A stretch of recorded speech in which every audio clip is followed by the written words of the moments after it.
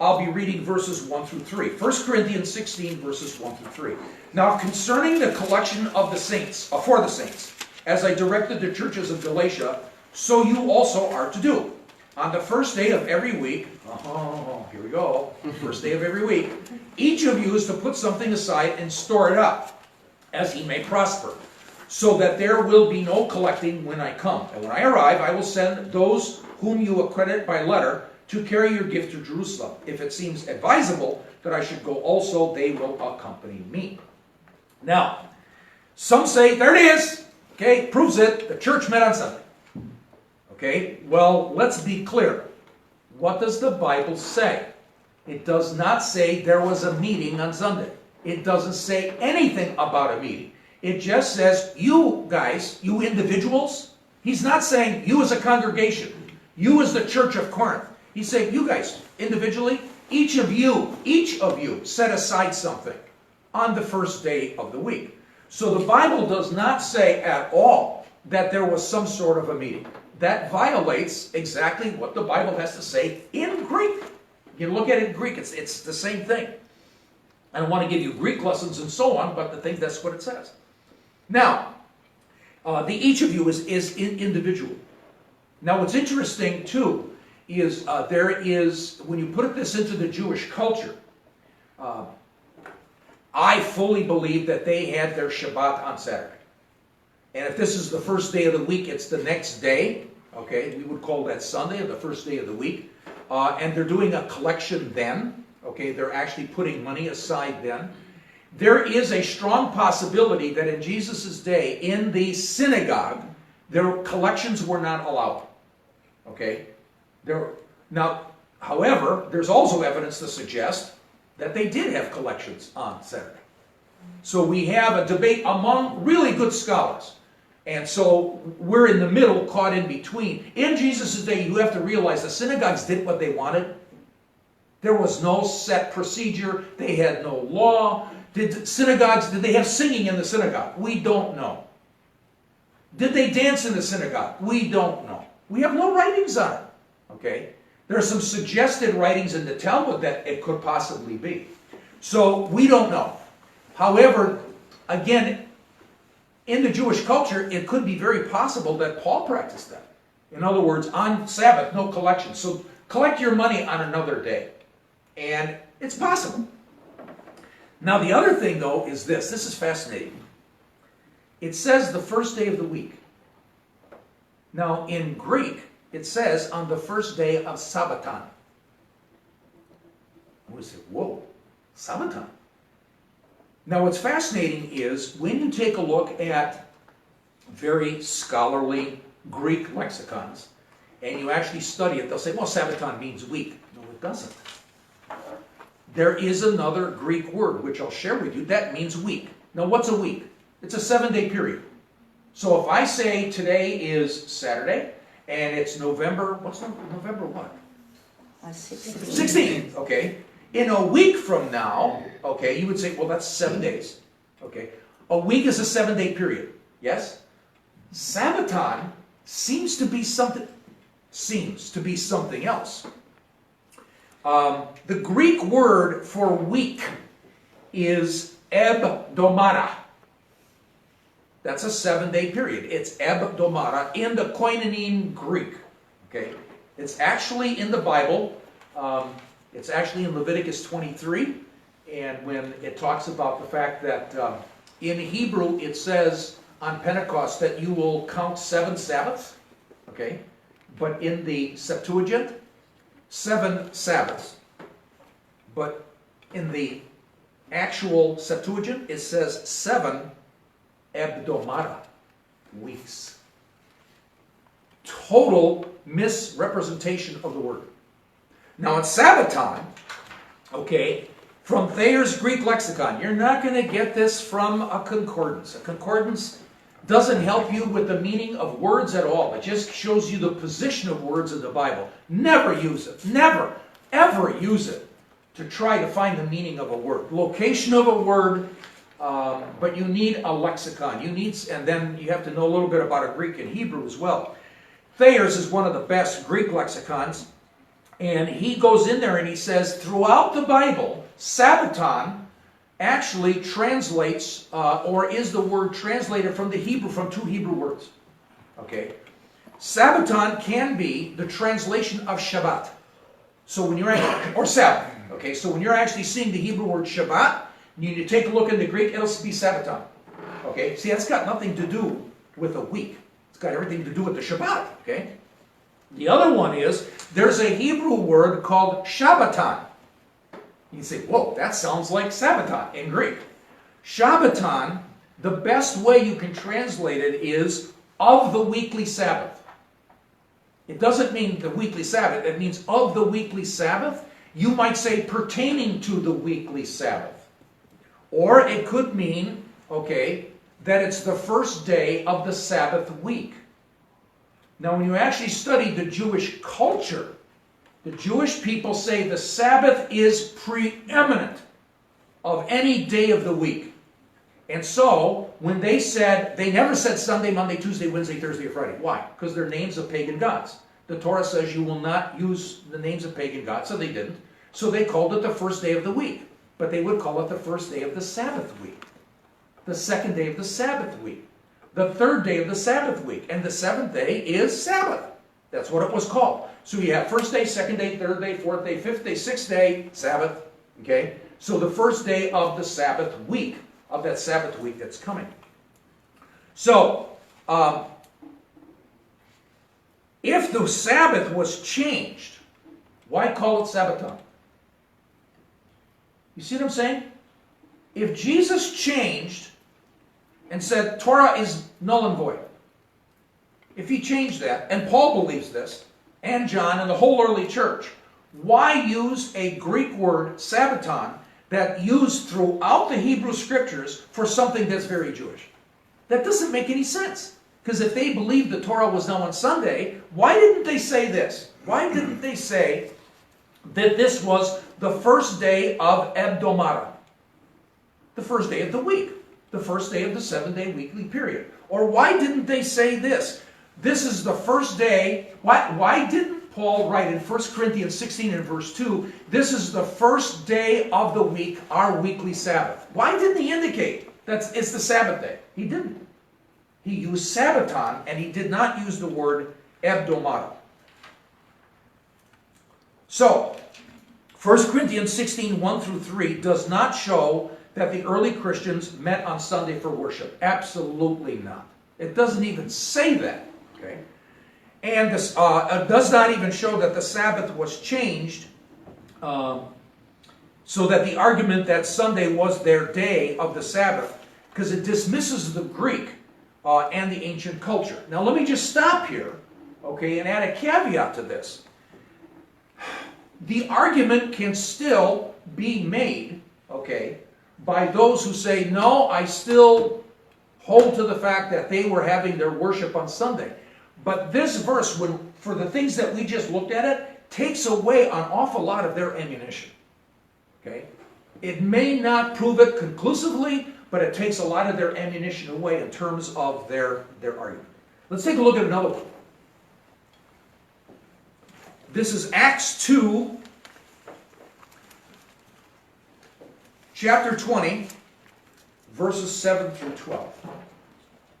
You'll remember this event, okay? You'll remember this story quite clearly. Acts 20, verses 7 through 12. This is another key verse that there are people in the church in general, that say this proves that they were having Sunday worship. So, Acts 20, verses 7 through 12. On the first day of the week, guess what's used there? Ebdomara or Sabbaton? Sabbaton.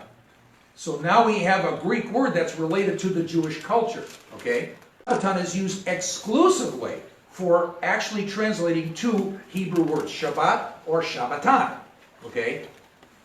And it's never used for the week. Because there is no week for the Hebrews.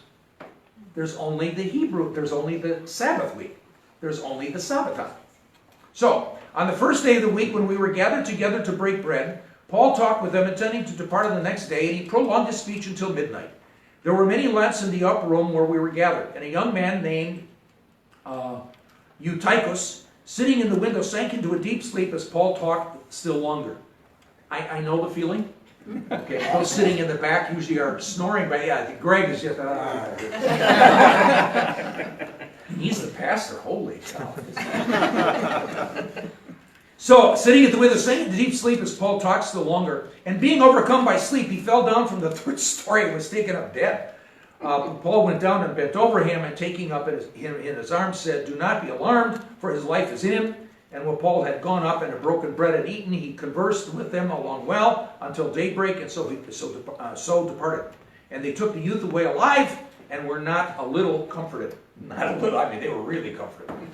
So, this better translation would be understanding what Sabbaton, the Greek word, does. A better way of saying it for us is the first day of the weekly Sabbath, or the first day of the Sabbath week. Okay? It just makes sense. So again, if the Sabbath had changed, why didn't Luke write? Why didn't he write on the first day of Hebdomada, okay, of our Sabbath, but he didn't write that? I mean, there's no indication from Luke. Why didn't he say, hey, we changed the Sabbath, and it's on the first day of the week, and we don't use Sabbaton anymore. We actually use the word Greek, Hebdomada. It's not there. So, like I said, when we take a look at the Greek and we take a look at the Jewish context of this, a lot of their argument is taken away. So, here's the other one. We've come together to break bread. Oh, that's it. Okay, sorry, Ferret. They win. Okay, breaking bread, what's that? That's Holy Communion. Okay, now, Luke's Jewish. Paul's Jewish. John's Jewish. Everybody in this Bible is Jewish. Okay? Well, there's a couple of people that aren't. Priscilla and Aquila. Okay, we were just talking about her today. Cornelius, a couple of other people in there. So, there's once again those who have a preconceived belief will try to force the Bible to say something that it doesn't mean. I mean, they're looking for straws in the haystack and they can't find any. Okay? Now, the assumption that breaking bread is Holy Communion, we got to consider this in the Jewish context. Okay, breaking bread, okay, whether you're reading it in English, in Greek, or in Hebrew, is a Hebrew idiom. It's a way of saying something. Okay, it's slang, right?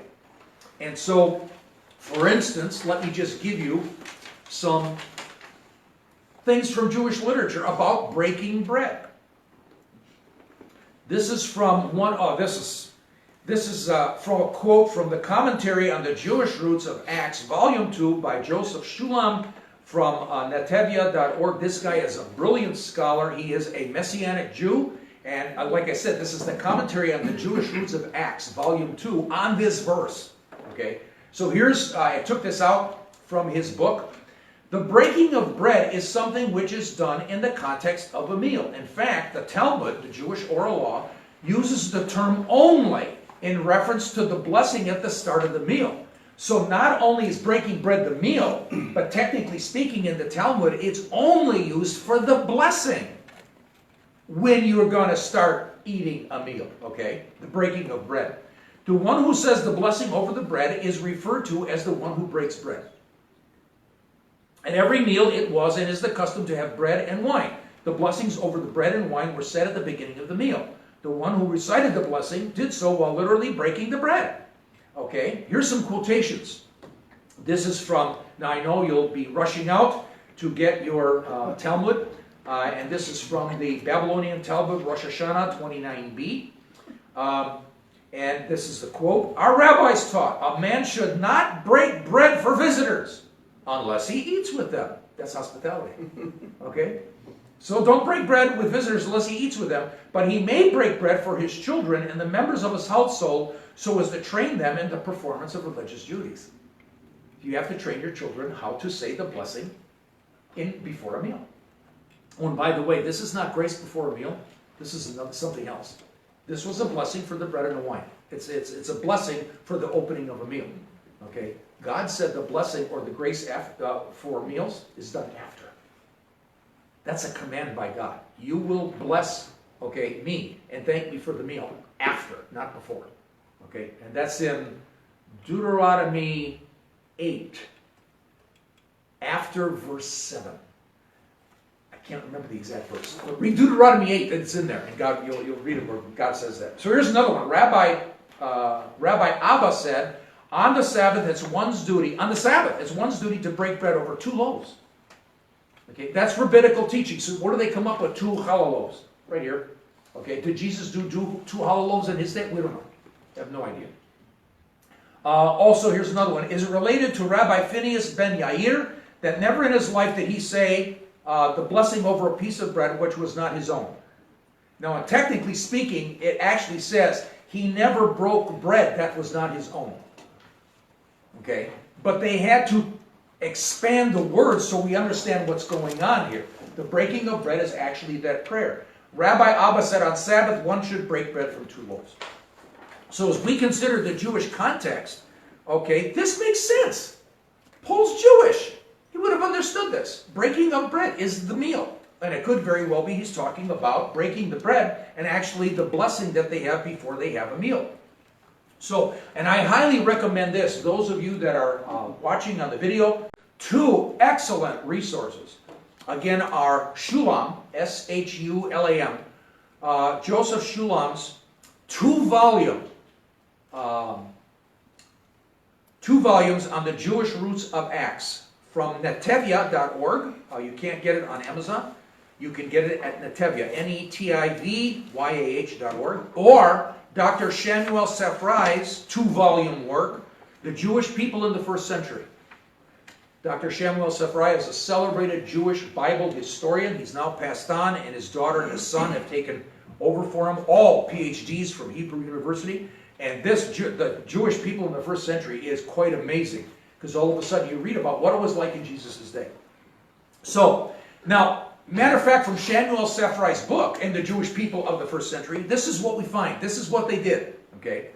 When Sabbath was over at sundown, if it's like in Jesus' day, at sundown tonight, which is at 4:42 p.m. So just to let you know, don't light any fires, okay, until after 4:42. So when Sabbath was over and it was sundown on Saturday, the religious Jewish people had a large meal. It was after, okay, it was a new day. It was a new day because the Sabbath is over. Remember, their day started at sundown and it ended at sundown. So when does Sunday start for the Jewish people? At sundown. It's the first day of the week. It's the first day of the Sabbath week. The Romans had the first day of the week at midnight. You see the difference? Abdomata has got everything to do with midnight to midnight. Sabbaton has got everything to do for sundown to sundown. This is the Jewish culture. So, it was the first day of the week, the first day of the Sabbath week, and they can light the candles. And they did relight the candles, and they had a gigantic meal. So again, this fits the event. Makes more sense when one considers, again, the Jewish culture. Now, just for instance, it says in verse 7, Paul talked till midnight. How did they know it was midnight? Well, they had a Jewish watch. It's a little sundial on there, that type of stuff. They can kind of move it. Well, mine's digital. Okay. How do they know it's midnight? They have no idea. Because there's a Greek word there that means midnight. But it translates a Hebrew word. Okay? And the Hebrew word means the middle of the night. That's not midnight. When's the middle of the night? That Jewish word is not precise, like midnight. Okay? It means the middle of the night. Could be before dawn. So in other words, when you read this, Paul was talking, I promise you're going to have lunch. I promise you, I'm not going to midnight, all right? I'm not going to noon, okay? You're going to eat lunch, sure, because I know there's only 20 pages left. So at any rate, it means that he talked, perhaps well past midnight. And it could very well be that the first light of dawn was happening. That's the Hebrew, no, we don't know, okay? So midnight's, all right, good. So, again, when we look at this, you cannot only use the English translation. And you guys, this happens all the time. Oh my gosh. I deal with this as a Bible historian constantly. People are asking me questions over and over and over again. One, they're not using proper historical sources. They're using the Chumash. They're using rabbinical thought. They're not checking the rabbis. I mean, what does the Bible say? What does the Bible not say? They're dismissing the Greek, dismissing the historical context and the textual context. You can't mess around with God's Word. This is not a comic book. Okay, this is God's Word, and we have to be quite in awe and in fear of His Word. So, there are many places where in the church today, ancient Greek and ancient Hebrew are completely dismissed. I know of a seminary in particular that's very close to us that actually dismisses the ancient Greek and the ancient Hebrew, and they only teach the Bible in English. And they make a statement at this seminary here locally in Minnesota, what I will not name it, okay, that the Bible changes meaning per culture. What? The Bible changes meaning per culture and time. That's taught. How can this be? How can you read the verse that at one time meant X, okay, but now means Y? You know what that means? There's no absolute truth. None. Truth is relative to space and time, to place and time. This is critical, ladies and gentlemen. We need to study Bible in its historical context. Malachi 3:6. Listen to this. Is this true or isn't it? I, the Lord, do not change. Period. And two items in Revelation and also in the Torah. Okay, you can read it. I can't think of the exact places. Don't add anything to this word. That's in Revelation and also in the Torah. Don't add anything. Okay. John 8:31 through 32. You've heard this. I'll paraphrase it. Jesus was talking to Jews who believed Him. And He said, if you're truly my disciples, in other words, you truly want to be what I am. That's what a disciple is. And that's what you're supposed to be. You're supposed to be like Him. If you're truly disciples, you will abide in my word and you will know the truth. Oh, I'm sorry. But Jesus, what truth for what place and time? Because you see, Jesus, your word is changing and your truth changes for place and time. You will know the truth and the truth will set you free. And what did Jesus say? I am the way and the truth. Sorry, He's relative to time. He means something different for everybody. Let's take a look at a third verse. Revelation chapter 1, verses 9 through 11. Revelation chapter 1, verses 9 through 11. I, John, your brother and partner in the tribulation and the kingdom and the patient endurance that are in Jesus, was on the island called Patmos on account of the word of God and the testimony of Jesus. There you go. I was in the Spirit on the Lord's day.